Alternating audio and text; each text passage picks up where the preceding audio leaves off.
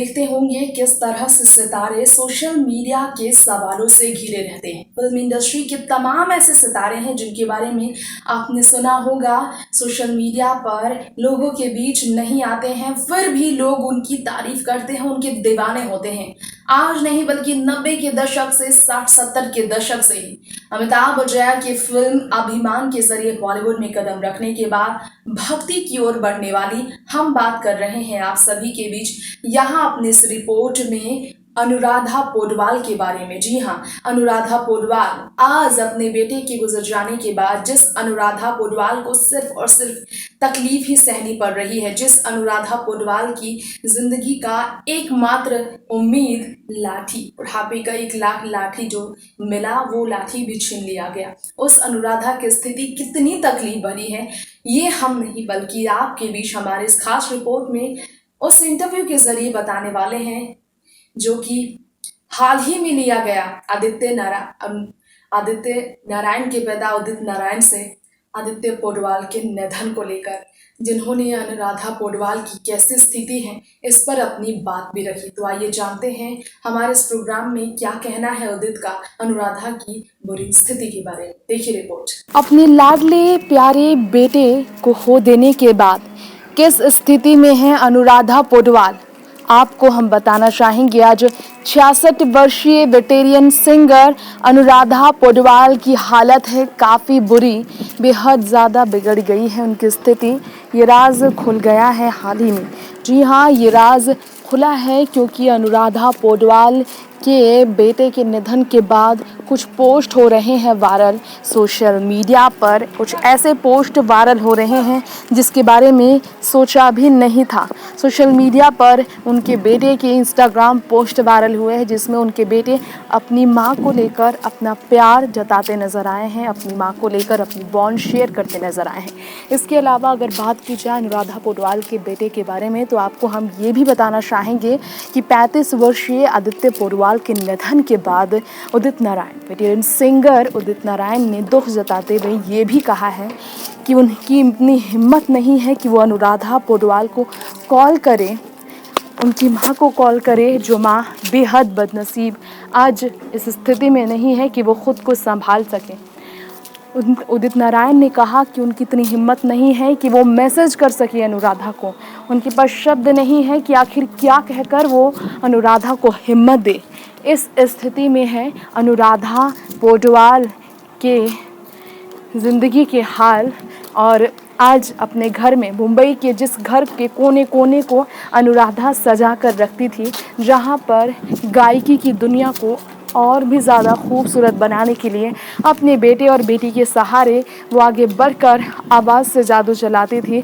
भक्ति के गानों में लीन रहने वाली अनुराधा को अपनी बेटी कविता के साथ अपने बेटे आदित्य पौडवाल का सपोर्ट खूब मिला था। आदित्य पौडवाल ने अनुराधा का खूब सपोर्ट किया। आदित्य पौडवाल ने भक्ति के गाने गाने वाली अनुराधा के साथ भक्ति के गानों में लीन होकर अपनी माँ को सहारा दिया। आज उस बेटे का सहारा होकर, बुढ़ापे की लाठी को होकर अनुराधा बिल्कुल होशो हवास खो चुकी है। उन्हें होश मिलाना बहुत कठिन है। उदित नारायण के शब्दों से ये साफ मालूम हुआ है। उदित नारायण अनुराधा को अच्छे से जानते थे कि वो अपने बेटे से कितना गहरा लगाव रखती थी। वो फीलिंग अपनी कलीग को सिंगर अनुराधा पौडवाल को लेकर शेयर करते हुए उदित नारायण ने कहा, मैं इतना उदास हूँ ये सुनकर कि मैं बता नहीं सकता। मैंने अब तक कॉल नहीं किया क्योंकि मुझे हिम्मत नहीं है अनुराधा से मैं क्या कहूँ। ना मैंने उन्हें कोई मैसेज भेजा है, ना संदेश भेजी है, ना संवेदनाएं व्यक्त की हैं। आदित्य पौडवाल को लेकर उनका कहना था वो बहुत खुश रहता था, वो बच्चा बहुत खुश रहता था क्योंकि उसके पिता जब वो 6 साल थे तभी अरुण पौडवाल का निधन हो गया 1991 में।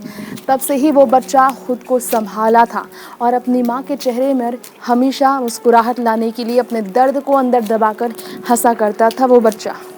मुझे जैसे ही पता चला कि वो हमारे बीच नहीं है, आज मैं ये कह रहा हूँ, आज अनुराधा की रीढ़ की हड्डी कमज़ोर हो गई है।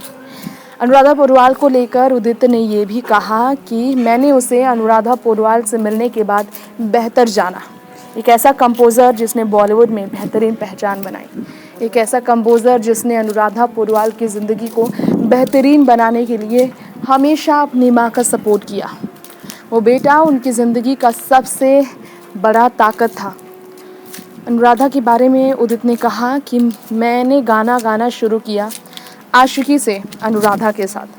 अनुराधा हमेशा अपने बच्चे को तबलाया करती थी रिकॉर्डिंग स्टूडियो में, और वो देखते थे वो बहुत प्यारे थे, वो बहुत अच्छे कंपोज़र, और जिस तरह की उन्होंने खुद को संभाला था वो बहुत शानदार था। मैंने उनसे मुलाकात बीते कुछ टाइम से नहीं की थी, और मैंने उन्हें देखा ज़रूर था कई फंक्शन में दूर से, लेकिन करीब से उन्हें कभी भी तब से नहीं जाना जब से वो अपने आप को संभालने लगे। वो हमेशा ठीक ठाक दिखते थे। अनुराधा और मैं भी टच में नहीं थे। अनुराधा हर किसी के टच से दूर रहती थी। प्रोफेशन के अलावा उन्हें किसी से ज़्यादा मिलना जुलना पसंद नहीं था। जब से पति को खोया अनुराधा ऐसे ही रहने लगी। किडनी एलिमेंट के बारे में ऐसी बात जानने के बाद उन्हें बिल्कुल भी अंदाज़ा नहीं था कि इतनी दर्द भरी स्थिति में है। अनुराधा को कोई संभालने वाला नहीं था। अनुराधा के पति के बारे में भी उदित नारायण ने कहा, एक बार अपने घर वो बुलाए थे कई सालों पहले गाना गाने के लिए, भजन के लिए। तब मैं आदित्य से मिला था और वो बहुत सम्मान मेरा करता था। मुझे समझ नहीं आता कि ऐसा क्यों होता है।